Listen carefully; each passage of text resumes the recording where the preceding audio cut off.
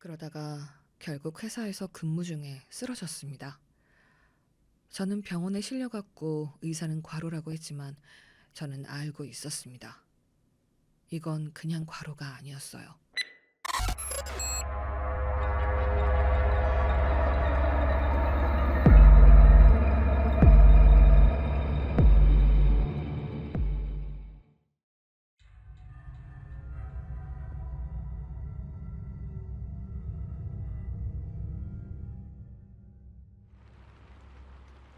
열아홉부터 20대 후반까지 다녔던 회사에서 후배가 겪은 일입니다.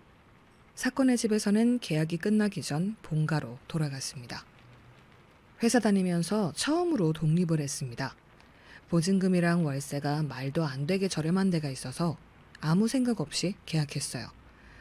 요즘 집값 아는 사람은 알겠지만 진짜 말도 안 되는 가격이었거든요.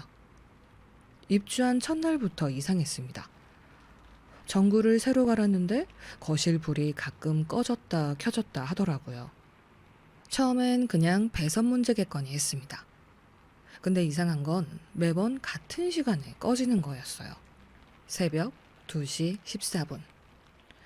솔직히 처음에는 그냥 피곤해서 그런가 보다 넘겼습니다. 그런데 새벽에 자다 깨면 자꾸 현관 쪽에서 툭툭 소리가 났습니다. 진짜 사람이 발로 바닥을 툭툭 차는 소리처럼. 근데 가보면 아무것도 없고요. 3일쯤 지나니까 잠들려고 누우면 현관문 너머에 누가 서 있는 것 같은 느낌이 났어요. 문 너머에 진짜 누가 있을 것 같은. 실제로 보인 건 아니지만 확실히 느껴졌습니다. 그때까지만 해도 그냥 제 기분 탓이라고 생각했습니다. 그날은 특히 더 피곤했는데 침대에 누우니까 몸이 안 움직이더라고요. 가위에 눌린 거였습니다. 근데 눈을 살짝 뜬 순간 저는 봤습니다. 거실 한복판에 여자가 서 있었어요. 머리는 축 늘어져 있었고 얼굴은 어둡고 흐릿해서 보이지 않았습니다. 그 여자가 한 발 한 발 저를 향해 다가오더니 침대 옆까지 와서 귀에다가 바람 빠지는 소리 같은 걸 내더라고요.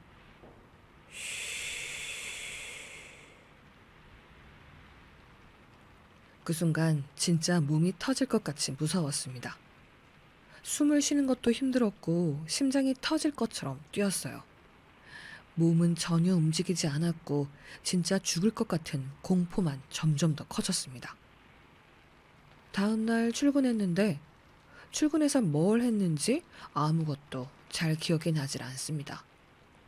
고객이 뭐라 해도 상사가 짜증을 내도 아무 감정이 안 들었어요. 그냥 계속 멍한 상태였습니다. 문제는 그 다음 날부터였습니다. 퇴근하고 집에 갔는데 거실 한복판에 피범벅이 된 머리카락을 늘어뜨린 여자가 웅크리고 앉아 있었습니다. 머리카락에서 핏방울이 뚝뚝 떨어지고 있었어요. 바닥에 빨갛게 번진 자국들이 보였는데 기이하게도 그 자국은 금방 스르르 사라졌습니다. 분명 문은 잠겨 있었고 도어락도 이상이 없었는데 그 여자는 그냥 거기에 있었어요.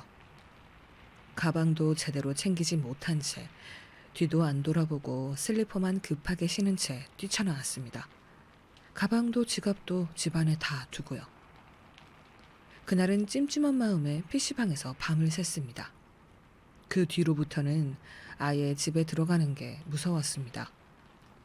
집 앞 복도에만 가도 숨이 막히고 문 앞에 서면 저 안에서 누가 저를 쳐다보는 게 느껴졌습니다. 자꾸 악몽을 꿨고 길을 걸어가다가도 엘리베이터를 타다가도 뒤에서 피비린내가 나는 것 같았습니다. 정신이 점점 무너졌어요. 그러다가 결국 회사에서 근무 중에 쓰러졌습니다. 저는 병원에 실려갔고 의사는 과로라고 했지만 저는 알고 있었습니다. 이건 그냥 과로가 아니었어요. 병원에서도 새벽만 되면 병실 문 앞에 그 젖은 머리카락이 툭 튀어나오는 걸 봤습니다.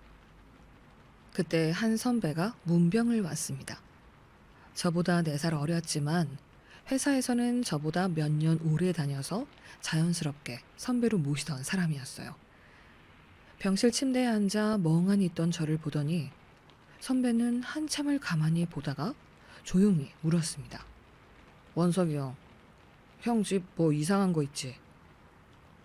저는 거의 울먹이면서 다 얘기했습니다. 처음부터 하나도 빼놓지 않고. 그러자 선배가 한숨을 쉬며 무표정으로 말했습니다. 거기 살던 사람 자살한 것 같은데? 숨이 턱 막혔습니다. 몰랐어? 어, 진짜 몰랐습니다. 계약할 때 아무 얘기도 못 들었거든요. 그러자 선배는 짧게 중얼거렸어요. 스스로 그렇게 간 사람은 특히 위험해. 따라붙기 시작하면 거의 못 끊어. 그 말을 듣는 순간 온몸이 얼어붙었습니다. 선배는 그 자리에서 지갑에서 종이를 꺼내더니 제게 등을 돌려 뭔가를 마구 적기 시작했고 이내 그 노란 종이를 꼬깃꼬깃 접어서 저에게 쥐어줬습니다. 안에 절대 열어보지 말고 잘 때 꼭 가지고 있어. 사람이 숨을 쉬어야지. 그렇게 말하고 선배는 돌아갔고 퇴원까지 며칠 아무 시달림 없이 편하게 잠들었습니다. 며칠 후 선배는 퇴근하고 바로 저랑 같이 집에 가줬습니다. 문을 열자마자 선배는 멈춰 섰습니다. 한참 동안 아무 말 없이 가만히 있더니 낮은 목소리로 말했습니다. 움직이지 마. 저는 얼어붙은 채 선배를 바라봤습니다.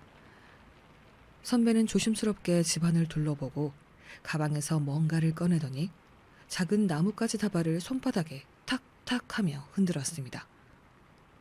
나뭇가지가 서로 부딪히는 소리가 날 때마다 공기가 싸늘하게 떨렸습니다.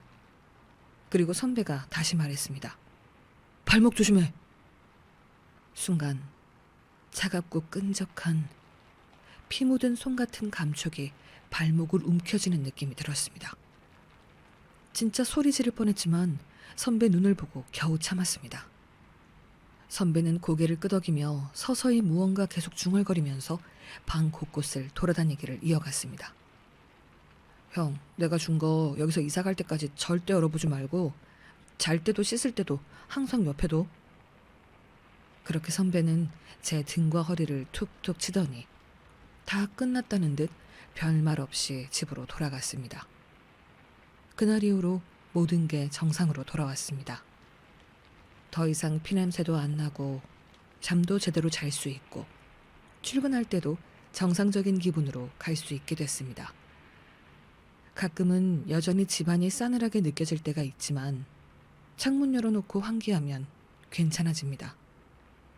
진짜 선배 아니었으면 전 죽었을 겁니다.